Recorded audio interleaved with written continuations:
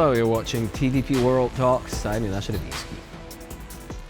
US President Donald Trump has sent ripples across the United Nations General Assembly with his latest speech. Between excoriating the UN and slamming Europeans for their migration and climate policies, he delivered an unexpected 180 on the war in Ukraine. In a separate social media post, Trump mocked Russia's military-economic prowess, suggesting Ukraine could, and I quote, take back their country in its original form and maybe go even further than that. Is America finally about to deliver on promises to drive Moscow's war machine into the ground by imposing powerful sanctions? Joining us here today is Professor Scott Lucas, lecturer in American Studies at the University College Dublin. Hello and welcome to TVP World. Thank you for having me here. So do you think Trump has actually made up his mind on Putin finally and is about to really deliver on what he has been promising for quite a while, but critics say, well, he didn't do much in this regard, at least for now? Could this actually be the moment when the tides really do turn for Ukraine and Russia? Let's see. We know that Trump spins like a weather vane. We know that quite often he listens to the last person in the room. Well, the last person in the room yesterday at the UN General Assembly was the Ukraine President Vladimir Zelensky, who had been supported throughout the day by European leaders. So after the meeting with Zelensky, we get this post on Trump's platform, Truth Social, that you're referring to, where he says for the first time, Ukraine can win this. Ukraine can defeat Russia's invasion. And then later on in the post, I think he gives clues as to why.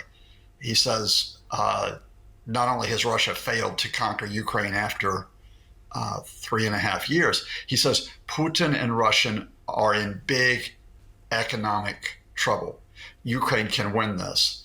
I think that's an indication that Zelensky, who's been very effective in the past few months at dealing with Trump when he can get him one-on-one, emphasized to Trump that sanctions are having an effect on the Russian economy because, of course, Ukraine and Europe want the U.S. to join tough in sanctions. But I think even more importantly, although Trump didn't explicitly refer to it, I think Zelensky would have pointed him to the Ukrainian attacks on Russia's facilities supporting the invasion, especially energy facilities. And we know that Ukraine's attacks on oil refineries in particular are having a damaging effect. Russian output's down almost 20%. Another major energy plant was shut down on Monday. Gasoline prices are rising. In other words, Zelensky goes to Trump and effectively says, you know, Vladimir Putin, whatever you think of him, cannot win this.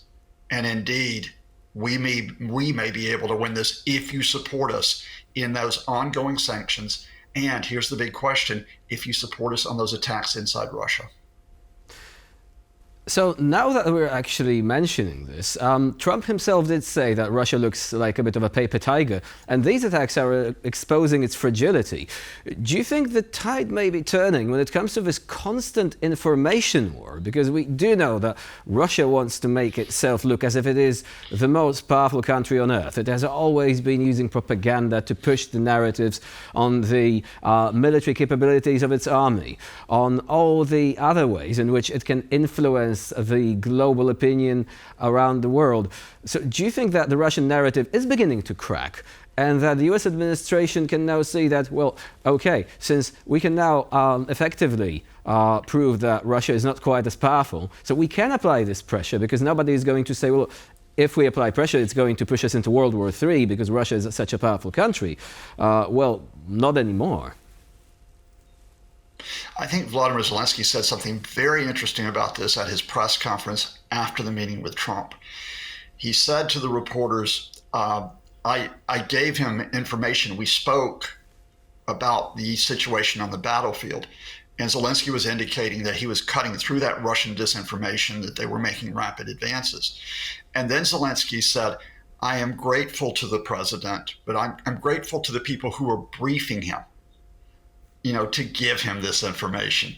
He specifically, I think, was saying, yes, we were able to cut through all the Russian manipulation, all the Russian attempts to deceive Trump with the idea that it is only Moscow that can win this, that it's a war of attrition. Now, whether that will hold is the big question. Donald Trump is not consistent. He's not well informed about Ukraine and Russia. He doesn't really know that much. Can you continue to get in his ear and keep him in the right place? And I think that's going to depend not only on Zelensky, but not only on Europeans. It's going to depend on U.S. advisors. And which U.S. advisors can Ukraine and Europe count on to keep Trump on the right side as they maintain this fight back against the invasion? So do you think that people like Pete Hegseth or Steve Witkoff could still make a comeback and convince Trump once again that, no, this is not the right path, we should actually move very carefully, we should restrict our support and try to extend this sort of laurel leaf to Russia in order to convince it to perform this sort of reverse Kissinger thing that, was the initial goal of the administration? Do you think this risk still exists? I don't think the Defense Secretary Pete Hegseth can. I think an official that we don't hear of as much, who is an Assistant Secretary, Elbridge Colby, could have an influence, because it was Elbridge Colby that got Hegseth to suspend U.S. arms supplies to Ukraine earlier this year, saying, oh no, we can't give Kyiv arms supplies, we need them for ourselves. But I think Colby's position has weakened recently. Hegseth is more of a non-entity. He doesn't really know that much. Witkoff, I think, is diminishing in profile. I think Witkoff is diminishing in profile because he hasn't really proven to be competent, to say the least, when he's gone over to Moscow and been flattered by Vladimir Putin. He hasn't helped end the war. And remember that Witkoff was also supposed to end Israel's war with Gaza, and that's not happening. So I think Marco Rubio, this is what U.S. officials are saying, Marco Rubio has sort of taken over from Witkoff, certainly on the Israel-Gaza issue, and that may be on Russia-Ukraine. So I think it's a question of what Rubio is telling Trump, and Rubio was being very cautious yesterday, much more cautious than Trump in support for Ukraine. And I think it depends on Keith Kellogg. I think Kellogg, who met Vladimir Zelensky a few days ago, I think he's really important as that public face of America's position on Ukraine. Now, speaking of Marco Rubio and speaking generally of the question of security, do you think that NATO allies can breathe a sigh of relief now that the US president has reaffirmed that if there are aggressive actions taken by Russia against Poland or the Baltics, NATO would actually become involved? He did mention that very briefly, but still it's a signal not from some spokesperson, from a member of the administration. It's the US president himself saying, yes, we're going to help. To a degree. Remember that Trump didn't come out and say flat out, he said, we are going to support the downing of Russia's drones over the airspace of NATO countries, including Poland. A reporter asked him if he would support that, and he quickly replied, yes, they should do that. Now, Trump was replying off the cuff. Later on, he pulled back a bit from that position and said, well, it depends on the circumstances. And then Marco Rubio came in and defined it and said, okay, the drones can be downed if they're attacking. Now, I think that's still a shift. That still says, look, if there's an imminent threat, the drones can be downed. I'm not sure it's clear that the Trump folks would support Poland or the Baltic states if they downed any Russian drone over their territory. But if Estonia, Lithuania, Sweden, Poland, all of whom have indicated they will down those drones, I think if they downed them, whether or not they were attacking, and just put that to the U.S., it would put the Trump administration of effectively saying, look, they have to accept this or they have to come out and oppose it.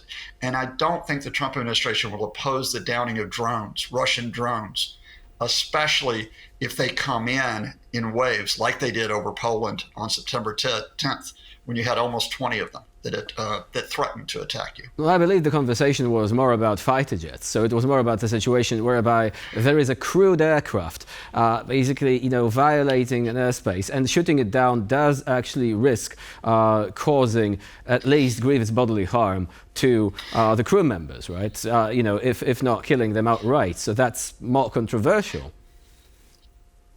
Oh, I think that's a clearer case on fighter jets. I think what happened with Estonia, last Friday, when they were over Estonia for 12 minutes and they were escorted away effectively by the Italian F-35s. That's the line not only that the U.S. takes, that's the line that NATO takes. I don't think a NATO member is going to be shooting down a Russian fighter jet that is not in attack mode. Well, Now, Turkey I think did. what was important well, yeah, that was a special circumstance that was actually an electronic surveillance plane in 2015 that was down. Now, the Turks weren't sure how far that could go. That was sort of a special case. I think what we're talking about here is if Russia sends in more MiG-31s and they are armed, where's the line that you draw on whether or not you can shoot them down? And I think what we're getting is, look, if they happen to be armed, no, you don't down them. You escort them away from territory. However, if they are on the point of that those may be active missiles, yeah, then you can engage. That's something that's going to be discussed, I think, in far more detail behind the scenes amongst military planners, certainly at NATO. So I think we'll get a fairly clear position on this, and a fairly good position on this that'll come out through the military side rather than relying on a Trump or relying on a Rubio. So we've focused a lot on the security aspects. Let's talk briefly about the rest of the UN speech. Was Trump actually right or wrong in going after the United Nations as an institution? Because this was a fairly scathing part of the speech, now wasn't it? One of many, but still one that stood out. Well, look, Trump did this for his ego. Trump basically is saying, I'm great, the rest of you suck. I mean, that's what he does. I could talk to you about what the UN does through UN agencies. I could talk to you about UNESCO for scientific and cultural programs. I can talk to you about UNICEF to support children. I can talk about the UN agencies that help refugees. I can talk to you about the UN's World Health Organization that we needed in the pandemic, or the Organization for the Prohibition of Chemical Weapons. The UN is much more than the Security Council, and those agencies do good work. The Security Council is a mess, but it's a mess because of the veto power. And who holds that veto power? Well, Russia does, which limits what the Security Council can do over the invasion of Ukraine. And the U.S. does, which limits what the UN can do over Israel and Gaza. So there's a problem in the UN, but it resides in the Security Council, not in the organization as a whole. And let me give Vladimir Zelensky the last word on this.